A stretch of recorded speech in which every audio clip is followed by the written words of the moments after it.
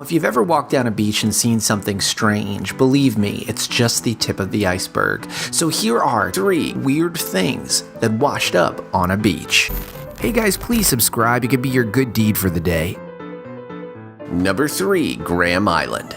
Graham Island is a remote and rugged rock off the coast of northern British Columbia.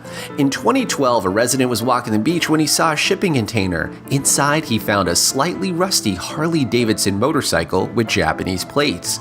But how does a 3-ton shipping container with a motorcycle travel across the world from Japan to Canada?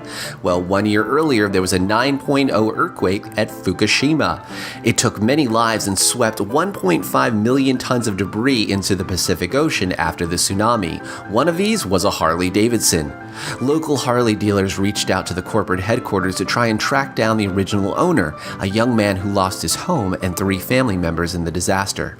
Harley offered to refurbish and return the motorcycle, but the Japanese owner asked that it be put on display at the Harley-Davidson Museum in Milwaukee as a memorial to those who lost their lives in the tsunami. Number 2, Leggo My Lego. In 1997, the container ship Tokyo Express was hit by a giant wave that the captain described as a once-in-a-100-year phenomenon. The ship was tossed back and forth, tilting 60 degrees to the side. 62 shipping containers fell over, and one of those containers contained nearly 5 million Lego pieces, which have since spread around the world. To this day, residents of the Cornish coast in the UK continually find little Lego blocks and characters littered across their beaches.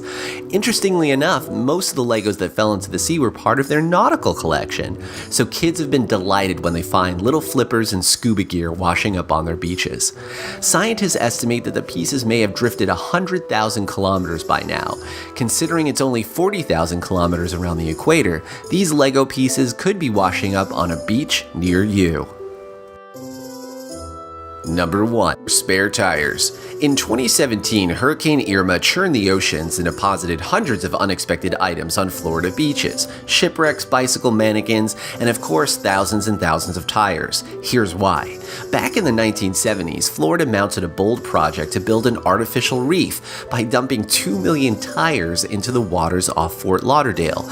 The mission was simple: build a reef to drive up tourism while also getting rid of their trash at the same time. It was a complete and unmitigated disaster. The tires not only failed to grow new coral or attract new fish, they also heavily damaged the existing coral. It turns out sea life has a tough time sticking to rubber tires. Not only that, there's concern that the tires are leaching toxins into the water. It's a monumental mistake that gets thrown back in the face of Floridians every time a major earthquake happens. So when you see tires littered on the beach, remember, it all comes from a bad decision back from the 70s. You never really know what's going to wash up on a beach.